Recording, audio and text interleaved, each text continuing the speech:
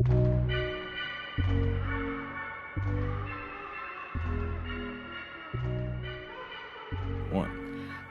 bum be dum bum bum ba dum bum bum bum be dum bum bum ba dum bum bum bum be dum bum bum bum bum bum bum be dum bum bum bum bum bum bum be dum bum bum ba dum bum bum bum be dum bum bum bum bum. Put on your brake lights. You're in the city of wonder. Gonna play nice. Watch out, you might go under. Think twice. This is going. I don't know the words. It's going downhill. To be wise. We're the What the What podcast. We're in Disturbia for Bum, sure. bum, bum, bum, bum, bum, bum, bum. Welcome, ladies and gentlemen. Yeah, welcome. Somewhere We're Rihanna back. feels icky and We're she back. doesn't know why. We're back. Rihanna's in California. She just woke up this morning, like in a cold sweat. In a cold sweat. Like, It's what is like happening? darkness is the light. Disturbia. Are we Oh, my scaring God. you tonight? We are. We are scaring them for sure. Oh my goodness. Welcome back to the What the What We're back. podcast. We're back. We're back. Guess who's We're back? Back again. Tell a friend. My name's Eric Creech. On my left, I have Ashby Graham. On my right, I have Kyle Whitley. And we are excited for the first episode of our new holiday-themed season. So if you're listening, you are probably wondering, like, where have y'all been for the last 2 months? And fair question. Fair question. Very fair question. I've been at home. We've been watching every single Marvel TV show. Every single one. We've done so much with Marvel. I watched The People versus O.J. Simpson. Like that took up a week last week. Okay, totally different direction, but It is okay. very much. Me and Ivy have been watching Friends. We're in season 3 now. Nice. So out of 10, we're getting halfway through season 3 now. Nice. But yeah, we took a break. We took a little hiatus. A lot of good things in life are happening to all of us. Yep. And the weekly grind of the podcasting game was, we just needed a little bit of a break. So we formulated a plan. And we came up with the idea of doing themed seasons that would drop, in 8 to 12 episode increments. And then we take another short little hiatus preparing for the next season. And so the first season we landed on was the holiday themed season, where we're going to be talking about Halloween. We have a Thanksgiving episode in there, some Christmas episodes, even a New Year's episode as well. All of this coming over the next 8 to 12 weeks, depending on how many episodes we end up doing. So that's where we've been for the past 2 months, just taking a little break. But this is officially episode 101. Although episode 100 never really got posted on the podcast feed. So if you missed that one, go check out our Facebook page. Check out our Facebook Live we did on that. We did it on a Monday night in early August. And you can listen to our 100th episode exclusively on Facebook. It was really good. We really enjoyed it. We had some good questions come in from people, and we explained what was going to be happening next for the podcast, and here we are. And here we are. Here we are. I'm also going to try to get it up on YouTube, so possibly yes. stay tuned. Stay tuned. Might be a Christmas present for y'all one day. Exactly. So Episode 200. We'll replay. Wait, are that. we doing that Christmas album? We I need hope to. so. We're also possibly doing a Christmas bracket, like a Christmas greatest toy of all time. That would be a Facebook exclusive, I think. I think so. So I've already talked to Hunter Batten about putting the bracket together, and then the three of us, we just need to send suggestions for toys, so he's not very biased in his picks. Speaking of 100th episode questions, yeah, Hunter Batten would like to know, when is Hunter Batten gonna be back on? We'll figure it out. Maybe At for least that the toy toy bracket. Don't worry about it, Hunter. Yeah, Don't worry about it. don't worry about it. Don't worry about it. So we'll figure that out. So stay tuned for all that. But we're excited that you're with us today. Wherever you're listening to us, we're very excited. Maybe you're listening to us on Apple or Spotify or Stitcher. But wherever it is, we want you to please subscribe to us. Add to our subscriber numbers, and then rate and review our podcast. And on Apple, I don't know how we look on Spotify, but I don't know on Apple, all we have are 5-star reviews. So why would you want to break that up? Exactly. Yeah. Why would you want to mess with Why would you perfection? want to Give us another fiver. Yeah, exactly. What? Fiver. Oh, fiber. I thought you said fiber. Fiber. It helps our diet. It does help. It does help our diet. That doesn't help your Google We're getting searches. to be of that age where we have to start thinking about, supplementing high things like fiber that. diets. Yes. That's right. Oh my goodness. Or some Metamucil. Less sugar and carbs and more fiber. Protein. Goodbye, Frosty Flakes. Hello, Fiber One. So sad. Please rate and review us. All that to say. Not based on our fiber choices. With our, Fiber stars, please. With a 5 Good old Fiber star review, and leave us a nice little comment or a mean one. I mean, just give us a review, please. It helps the algorithms and stuff like that. If you're gonna say this podcast sucks, give it a 5-star. Please do. Yeah. Just pretend you're commenting on how great your comment is about. Yes. You can also follow us on Facebook, on Instagram. What Media? All one word. All one word. All one word. So type that into your search engine and it will pop up as something you can follow. We're on Twitter at WTW_media. Please share with your friends. You can also follow us on YouTube as well. And if we get up to like a high enough subscriber count on YouTube, we can start monetizing, which may even motivate us to put more YouTube content out. Maybe. So if we're making money off it, we might as well. So we'd appreciate, just a nice little follow on YouTube as well. So this is where we talk about what we're doing today. And this is actually the first episode, like I mentioned earlier, of our holiday-themed season. Mm-hmm. And in the past, we've done a lot of music episodes. Mm-hmm. Okay, They're our most popular, some would they say. are our most, according to the numbers. According to the data. To the data research marketing firm that we hired ourselves. Yes. The music episodes are the most popular episodes. That's right. We've done love songs. Mm-hmm. We've done breakup songs. Mm-hmm. We've done mixtape songs. Mm-hmm. We've done Christmas songs. Yep. My fave. We've done Disney songs. Classic. And so many music episodes. Today, we're getting in touch with our spooky side. This was a great topic suggested. I think suggested by Ashby. Yes. I feel like it's good to set the tone of the holiday theme season, and honestly, if I was a witch, I would be a fall witch. Like, this is the season that I draw my power from. Like, this is when I'm at the peak of my whateverness.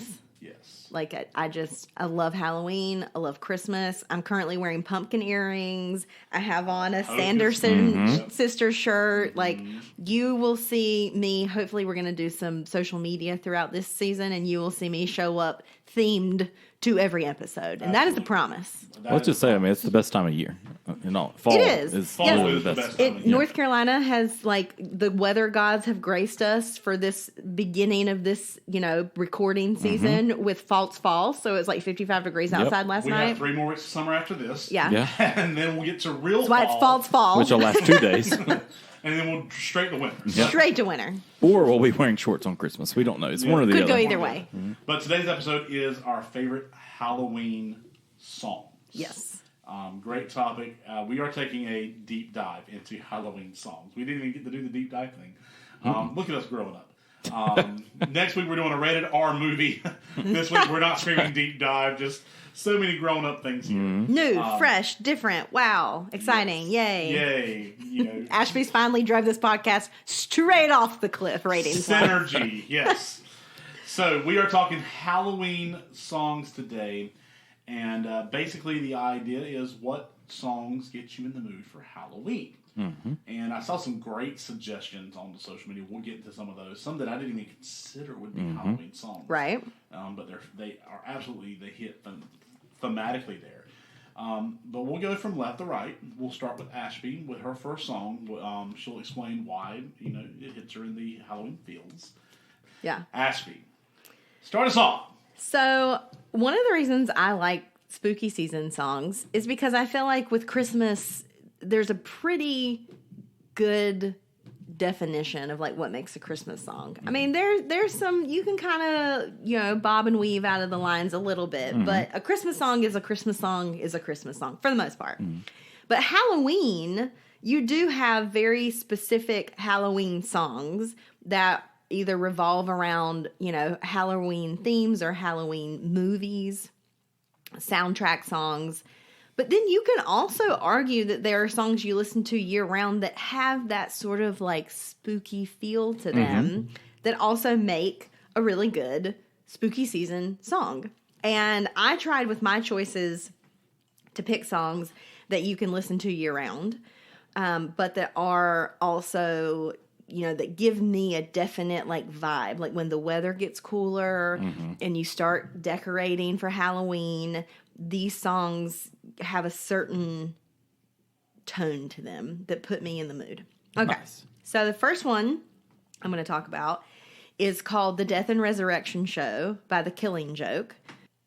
And it is on the Covenant soundtrack. So once again, I feel like a broken record sometimes when I say things like, the movie's not great, but the soundtrack is a banger. Sure. So we've talked about that with Queen of the Damned. I've probably talked about it specifically with The Covenant before. The Covenant is one of my go-to, B-rated, and maybe that's being kind, sort of like horror movies. And it had a soundtrack, and it is honestly like there are some songs on it that are kind of like more instrumental. But it has a certain kind of like rock vibe to it.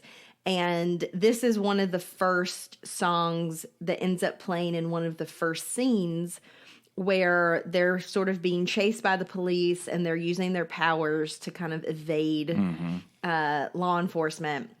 And if anyone hasn't seen The Covenant, it's about a coven of 4 male teenage witches, basically. And this song has a really heavy drum beat. It has a lot of sort of like outdoor bonfire, religious theme, sort of lyricism to it. And it's just a really, really fun song to listen to year round, but it definitely has a fall vibe to it for me. And because it's a part of the Covenant soundtrack, when I listen to the song, I can see scenes from the movie. Sure. And so it definitely has like a spooky vibe to it for me. Nice. Very good choice. I can't wait to hear that one in full. So my first selection it immediately came to mind. Like whenever we started our texting this week, and you're like, send me your songs and be thinking of your songs or whatever. It was a no-brainer. There was 2 that came to mind immediately. And this was the first one.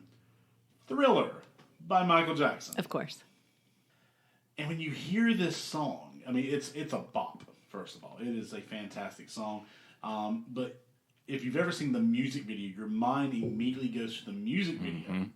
But the lyrics itself just promote a spooky, Halloween-y atmosphere. It's funny, when I was typing in on Google just a second ago, Thriller Halloween song, the first thing that popped up was, Thriller is not a Halloween song.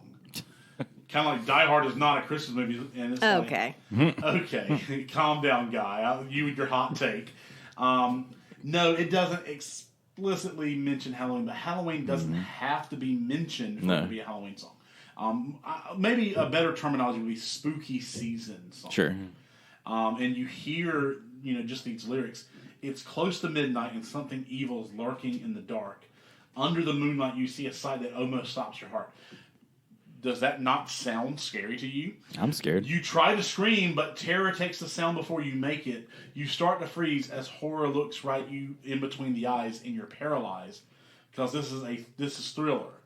Thriller night. No one's going to save you from the beast about to strike. I mean, Michael Jackson sings it really amazingly, but this is a scary, spooky song. And then you have Vincent Price's voiceover at the end. Iconic. Where he's, darkness falls across the land. The midnight hour is close at hand. Creatures crawl in search of blood to terrorize y'all's neighborhood. And whoever shall be found without the sulfur getting down must stand and face the hounds of hell and rot inside a corpse's shell. Man. Oh, I mean... What a voice. And then he goes in, the foul stenches in the air, the funk of 40,000 years, and grisly ghouls from every tomb are closing in to seal your doom. And though you fight to stay alive, your body starts to shiver, for no mere mortal can resist the evil of the thriller.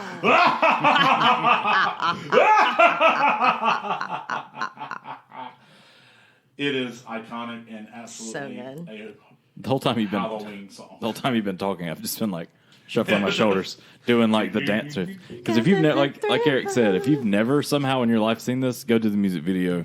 It plays along perfect with the song, but there's like just the whole dance and everything with this. It's really, this is where we talk about we are doing this podcast from a certain generational standpoint. But if you talk to our parents' generation, like my dad remembers that this was a television event, like MTV. Oh, wow. Said we're gonna premiere the Michael Jackson Thriller video, like this date, this time, be in front of your TV. And he remembers sitting down and like watching it. That's awesome. And it was like an event. The music video cost $900,000 to make. Good grief. And Michael Jackson made all that money back because he hired a documentary crew to also film the making of Thriller, which he then sold 1 million copies in the first week. I mean, just I need to watch that. great marketing. Yeah, a business mastermind. Really iconic for his time, and still iconic today. So that's my number one. Kyle, your number one. This one was really easy for me because I feel like if I think of Halloween, this is the first song that always comes to mind, and This Is Halloween. I was like, it's going to be This Is Halloween. This is Halloween. Halloween. Halloween. This is Halloween. It comes from a great movie, Nightmare Before Christmas. There could be some discussion here. Is this a Halloween movie or a Christmas movie? It can be two things. I think it's both. Obviously, the lyrics is telling you this is Halloween, so it comes across as this is Halloween. But something I really love about this song is it takes it right from the movie. And so with that, if you've never seen Nightmare Before Christmas, you've got Jack Skellington that lives pretty much in this Halloween place. Like where all year long, you've got spooky people and spooky things. So everything's a little bit reversed. Like they love scary things. They love, things that would be disgusting or creepy to us. It's just their norm for them. But during the song, you have all these variety of characters that are singing, and they're describing themselves. So talking about the creepy things under your bed, the scary things, and they change the voices multiple times. So along with like Tim Burton's just movie style, everything else, you've got this that goes along with it with just the creepiness of the voice and all the music behind it. There's another part I really like about this too, as being that this is a Disney like big song, popular song. Multiple people have done covers of it over the years. Eric really likes Panic at the Disco. They've done a version of it, and honestly, it's pretty good.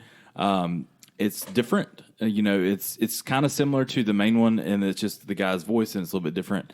But there's another one that if you want the spooky version of things, listen to Marilyn Manson's version of it. Because honestly, it's just, I don't know if it's the fact that it's Marilyn Manson, you automatically think it's spookier, but it's definitely in the way he does it with the voice and the music and instruments that are used to do his version. It's definitely creepier than the original. But for Halloween songs, I feel like you can throw all three in there, and it's a good first choice for me anyway. Awesome choice. We're really hitting hard here. Ashby, your number 2 selection, please. So this is a little bit more on the nose. As anyone who listens to the podcast knows, Eric and I are big musical fans. Give him a $5. Yes. So my second selection is the song The Phantom of the Opera from the movie The Phantom of the Opera.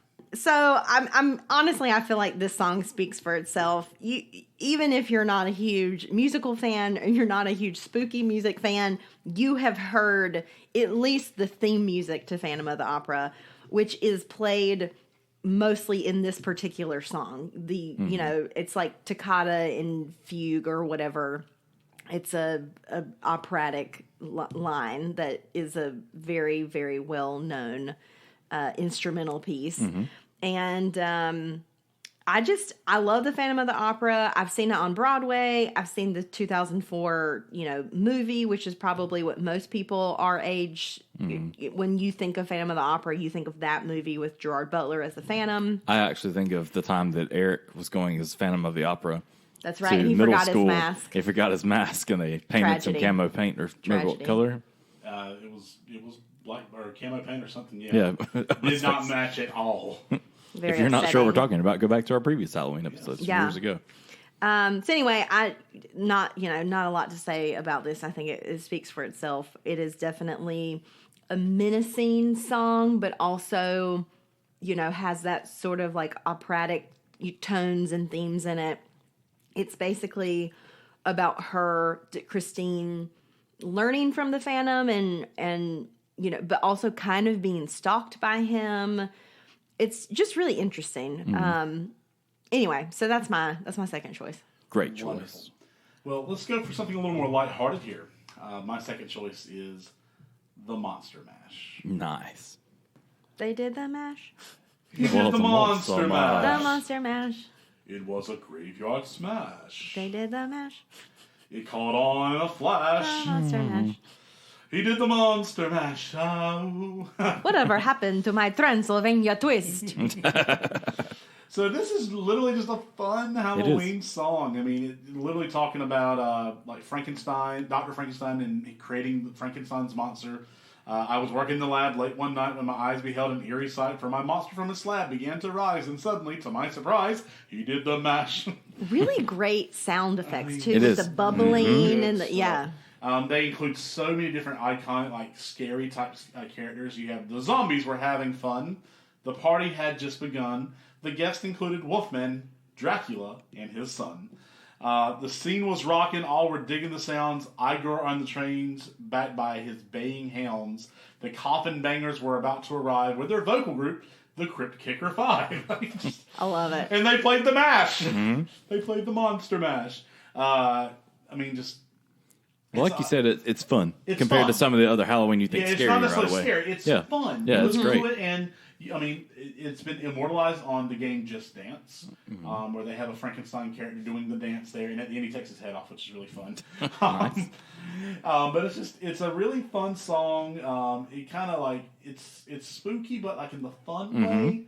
I can absolutely see this being played at like Halloween parties. Sure. You know, like to kind of get people on the dance floor type thing. Just like Thriller. Just there's really not much to say about it. I mean, it's an iconic Halloween song, and it instantly makes me feel like, okay, it's Halloween season. So Great choice. And then we can do the mash. The monster mash. The monster mash. It was my graveyard smash. Then you can Nice. mash. You'll catch on in a flash. Monster mash. Then you get The monster monster mash. All right. Number 3. Or you're number 2, Kyle. Sorry. Yeah, going back to scary again. This one is one that's similar how Phantom of the Opera is just a musical part. This one is the Halloween theme from John Carpenter's Halloween. Growing up, I never really watched a ton of scary movies, but Erica, my wife, is a huge scary movie fan, Halloween being one of her biggest ones. Seeing all the movies. Can't count how many times we've done like marathons where we watch all of them over a weekend. But this song in general, even before I ever saw the movie, you knew the song. And it was one of those things that it was put out there in commercials or just radio or just anything in life, probably other movies that like represent scary parts. But it is one of those songs. There's no words. There's no anything. It's mostly a piano. Listening back to it, trying to be a little bit more specific yesterday, I felt like there's like some synth things that add in some there's different some notes. kind of like shudder noise that makes it creepier somehow. It is. And I was listening to it, like trying to find a different or like the main version, I guess, to play it. And multiple versions came up, but I kept trying to find the original because if you're listening to it like on your phone, you're hearing more than I feel like you may hear in the theater. Because as soon as like the point they put up on the phone, there's constantly like a beat in the background already that reminds you of a heartbeat, like when you're about. Yes. And so it automatically, when you listen to this, your heart rate kind of goes up. It gives you that little bit of a creepy feeling. Right. But it is one. And as it progressively goes, there's a lot of like whole notes that are just like boom. Right. You know, throughout mixed in with the piano. So definitely it's a Halloween one for sure. I also feel like that shudder noise also sounds like scrabbling. Yep. Which to me in a horror movie there is no like more horrifying sound than like a scuttling noise. Yep. And I'm just like, especially when you don't know what it is. So that's the one for me. Like I said, it's really honestly pretty simple. But I remember because you went with Erica and I to see it at the Draft House, right? We did. And it was just something really cool about seeing the most recent one at a Draft House, like in the theater together. I'd like to see the new one there too. Honestly, We should. Like, We've been I don't planning think to do I've it seen for a any while. of the Halloween movies.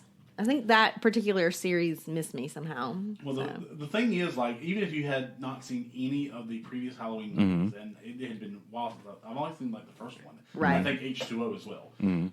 But like at the Draft House, they didn't. You know, your previews were not really previews; they were like fun facts about the movie. Yeah. Like it was like, Okay. you know, like what you like. It even told you what do you need to know about this movie before going to see this. Like you don't worry about seeing Halloween 5 or 6 or 3 or 4 or whatever because they're not really important to this movie. That was the really cool thing about going to see stuff at the Draft House. They just for every movie they give you history of like what it entails and what you need to be prepared for, which is pretty cool. So So definitely recommend that. It's cool, like because they are coming out with another one just to hear that blaring over the loudspeakers in a movie theater just is even more so getting your chills up your spine and such. But going on to the next one. All right, your third choice, Ashby. So my third choice, of course, I had to rep for, my band Delta Ray. Mm-hmm.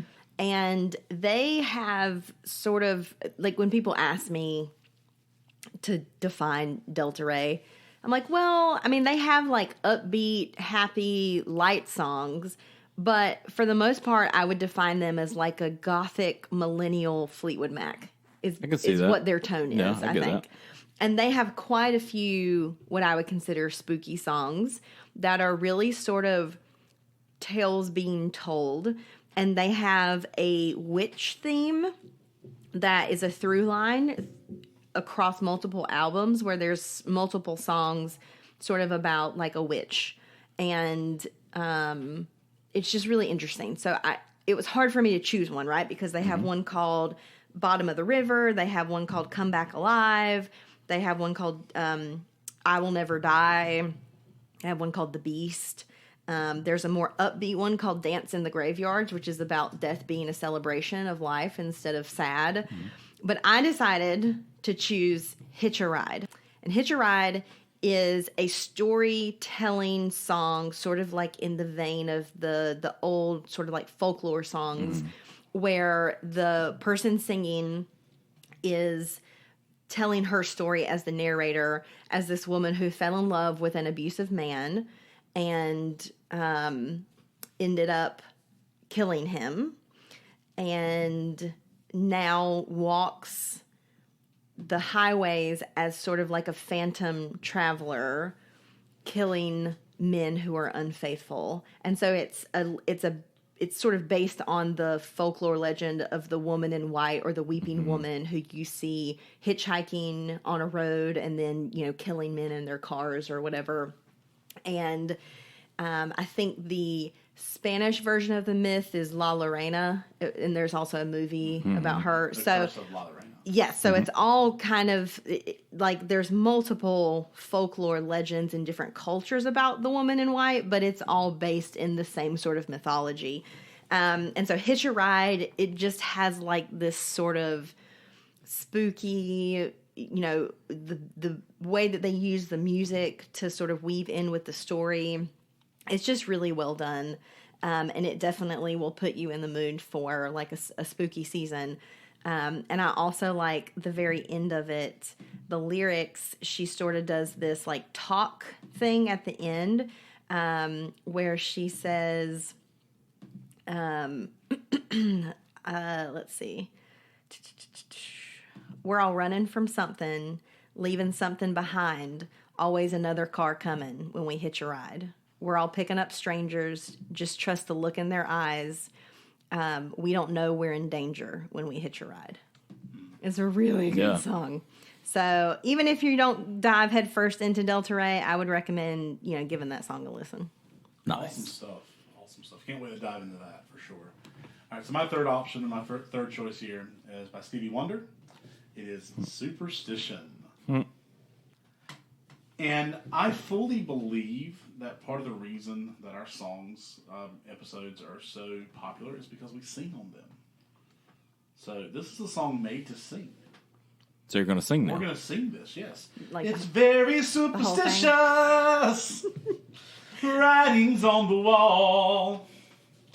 Very superstitious. Ladder's about to fall. 13-month-old baby broke the looking glass. 7 years of bad luck. The good things in your past. When you believe in things that you don't understand and you suffer. Superstition ain't the way. And so, this was not a song that really came to mind. And I started doing some research, and it came up, and it makes sense. Because the idea of being superstitious, or superstition, is the belief or reverence for the supernatural. It's a wildly held, but not exactly rational belief in supernatural influences leading to good or bad luck. So just in the examples he mentions in that first verse, a ladder's about to fall. Walking underneath a ladder is considered bad luck. 13-month-old baby. 13 is an unlucky number in the Chinese culture. Breaking the looking glass, so breaking a mirror is supposed to give you 7 years of bad luck. So many different superstitious things mentioned in the songs, and it talks about how the good things are in your past. Well, when you have bad luck, then everything that was good is behind you now. There's so many references to the supernatural, and there's the idea of bad luck coming because you didn't do a ritual correctly. To me, that speaks Halloween. Mm-hmm. To me, that speaks spooky season. Right. It's also interesting, though, because this song, I feel like he's also saying, when he says superstition ain't the way, if you believe the superstition, then is it a self-fulfilling prophecy? Like, exactly. Do you have 7 years of bad luck because you believe you should, or because you're actually cursed with 7 years of bad luck? When it says, when you believe in things that you don't understand, that's right. When you suffer. And you don't, superstition is literally an irrational belief. It's not, it doesn't make sense. It doesn't make logical sense. It doesn't follow. But so when you believe in those things that don't make logical sense, then you're going to suffer because, like she said, it's possibly self-fulfilling prophecy at that point. But superstition ain't the way, it says, don't believe in that junk. So, fun song to me. And Stevie Wonder is just really good, and I just really wanted to sing. So. Very funky sound to it. Yeah. Mm-hmm. So that's my number 3. My third choice is one that, as a child, I didn't really, like I said, didn't really watch a ton of scary movies. So this is probably the closest thing that I got to watch as a scary movie, and it comes from the movie Ghostbusters. So the song is the Ghostbusters theme by Ray Parker Jr. I know as a child this came out as a cartoon as well, and they used the song as the intro for the cartoon. But I know at some point in my childhood I got to see the actual movies, which are definitely more scarier than the cartoon is. There's some other things more adult themed in them as well. But I'm pretty sure I got to see that because right alongside being a Giant Ninja Turtle fan, I also was a huge Ghostbusters fan. So I think with it being a movie, my mom let me watch it. But it's just a fun song that honestly I never really thought too deep into the lyrics of anything. It's just, it literally is just describing kind of what the Ghostbusters are doing. There's something strange in your neighborhood. Who you going to call? Ghostbusters! And that just proves the point right there is there's this entire generation that if you pick up the phone and say, who you going to call, your automatic response is Ghostbusters. Now, there's tons of people now that probably are younger than us that have no clue what we're talking about. No, they do. They also don't understand what picking up a phone is. Yeah, they that's don't true. understand. Yeah, that's but true. They do because Ghostbusters has been immortalized on Just Dance. Okay, well, and, there you go. I know because for the past 2 weeks, we've used that song in the PE in the classroom to dance with. So I tell them you can pick one of the 3 Ghostbusters to dance as, or you can dance as Slimer. Nice. That's a great choice. Yes, always choose Slimer. Always choose Slimer. Thank you for doing a great job of letting the younger generations know. Yeah, thanks for bringing them up right. Every student at my school has heard this song over the past 2 weeks. So you're changing lives. I am afraid of no ghosts. If there's something weird and it don't look good, who you gonna call? Ghostbusters! Ugh, so good. Not to jump off the songs, but just to throw it out there, they are coming out with a new song or a new movie. Yes, it's that got actually the looks kid from good. Stranger Things in it. It does. It actually looks really good. I can't remember his name, and I should, but originally, I think it's the son of the original director, producer, or whatever is putting it out. I'm sorry for all you great people out there. They're like, you're supposed to be a podcast that knows things. But it's like, no, I don't. No, we've never claimed to know anything. I even watched That's your bad assumption. I watched the Ghostbusters episodes of the movies that made us, and I can't remember who directed it. So Ghostbuster Afterlife, I believe is the name of the movie. It is going to be directed by Jason Reitman. Yeah. Who's the son of the originals Ghostbusters and Ghostbusters 2 producer Ivan Reitman. Yeah. Ivan Reitman. Okay, there we go. And it's the same where, they've been trying to make a new Ghostbusters movie for a very long time. Or at least it's been out there. Scripts have been out there. Right. Dan Aykroyd has tried or been a part of that. Bill Murray didn't want to be a part of it anymore. He barely showed up the first time. Yes, true. To be honest. Yeah. I mean, I love Bill Murray, but I know they've at least talked him into making an appearance in this one. I love the shout out to Ghostbusters in the movie Casper. Yeah. When Dan Aykroyd shows up and he gets so scared he runs in the house and he says, "Who you gonna call?" somebody else. Yes. Oh, what a good movie, also. And then the other We guy. should do a deep dive on. Oh wait, we did 2 years ago. Oops. Go check that one out in the archives, ladies and gentlemen. I also love that opening scene where it's the other guy. Now I'm thinking about my 8th grade graduation. Oh my God. But anyway. I'll make a wish for you. Hope it will come true. The life will just be kind to such a gentle mind. If you lose your way, Think back on yesterday. Remember me this way. ooh, Remember me this way. Oh my God. Casper. That's Does that one that count could have as made a the list. spooky I was thinking, season like, you song? technically could throw that on here now. honorable mentions, Ashby. Bless.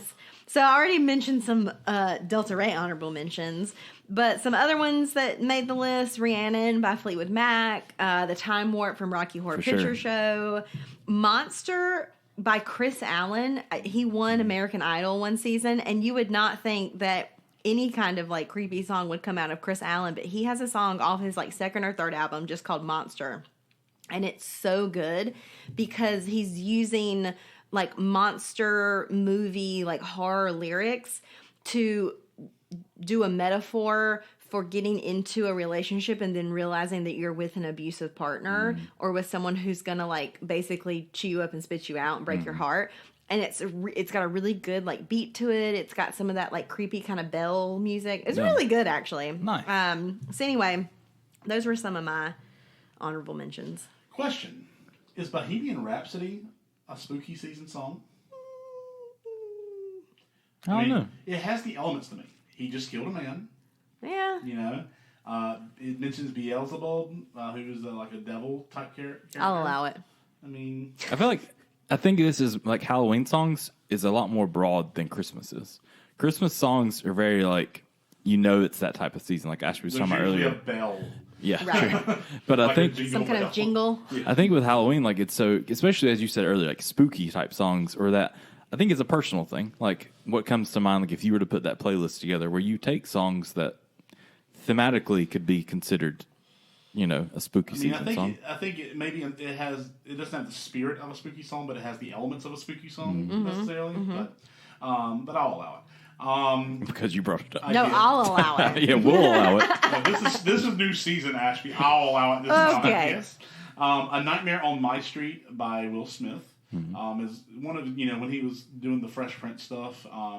This was literally like a rap about him watching A Nightmare on Elm Street, and it's very cheesy, but it has like just such a great beat in the back or sound in the back, and it's really good to me.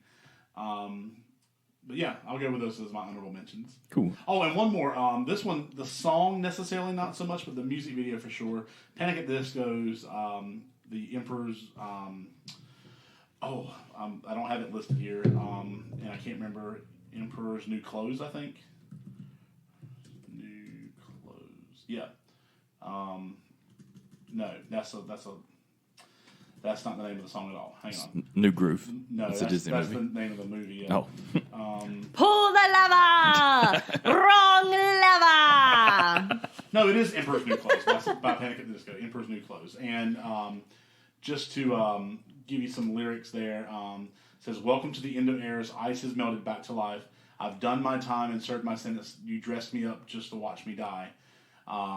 If it feels good, it tastes good, it must be mine. Dynasty decapitated, you might just see a ghost tonight." And literally, like, in the song, there's this guy, and it's actually part of this is really cool. So, this song was, like, they have, like, 3 music videos to 3 different songs that don't seem connected, but when you put them together, they are connected. So, there's one song where there's a guy who, is dying on, like, a gurney. And then he ends up dying or whatever. And the beginning of that, or the end of that song plays at the beginning of this music video. And the guy's literally descending to the underworld and becoming a demon in this music video. And then there's a third song that came on after this where it shows how he got killed or how he got put in the hospital in the first place. And they're all connected together. It's really cool if you watch them back to back to back.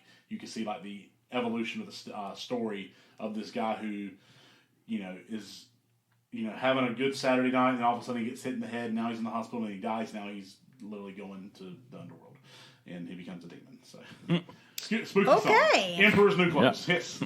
Fun. First one for me that honestly was close to me making my list is "I Put a Spell on You" by Bette Midler from Hocus Pocus. Yes. I feel like it's definitely one that's. I put a spell on you. And now you're mine. Because you're mine. There's a couple more. The Addams Family theme. It's not one that I necessarily like love or anything, but it's definitely a spooky themed show. And I think you talk about Halloween, it comes up. Another one that maybe you may not know by name, but if you've ever been to Disney or at least seen stuff about the Haunted Mansion, Grim Grinning Ghost from the Haunted Mansion. It's the song that kind of plays throughout that. If you look it up, you at least when you hear it, you probably sounds familiar enough to something you've heard before. But if that's all the ones you guys have, we'll jump to social media and see what everybody else had. Cool. Sounds great. Cool. We threw this out there just to see what you guys would have to say. Hunter Batten says Thriller and Monster Mash, two that have already been chosen, but also definitely great choices.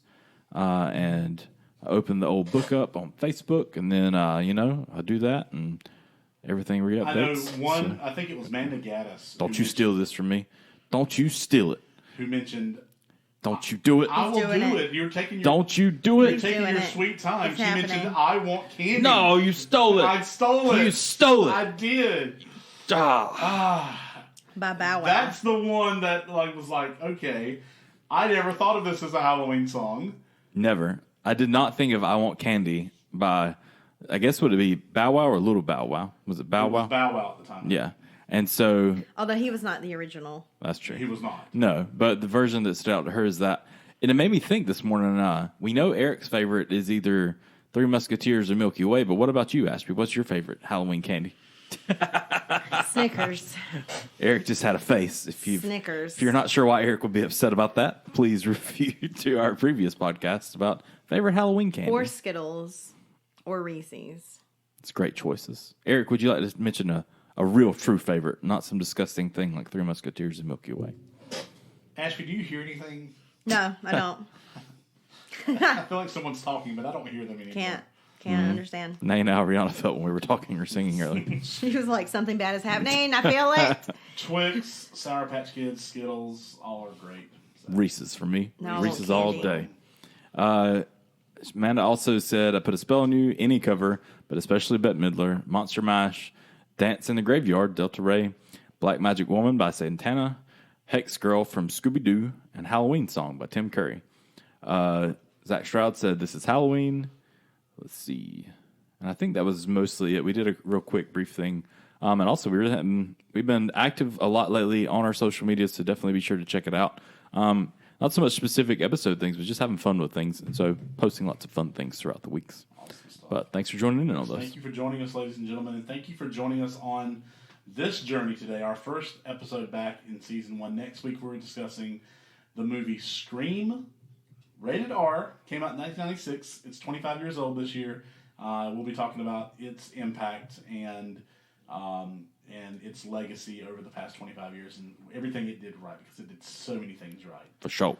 Thank you to Ricky Lyles for his contributions to our podcast over the years. Thank you for listening, and we hope that you join us next week. Until next time, stay as cool as the other side of the pillow, and we'll see you next time. Bye. On the What podcast. Bye.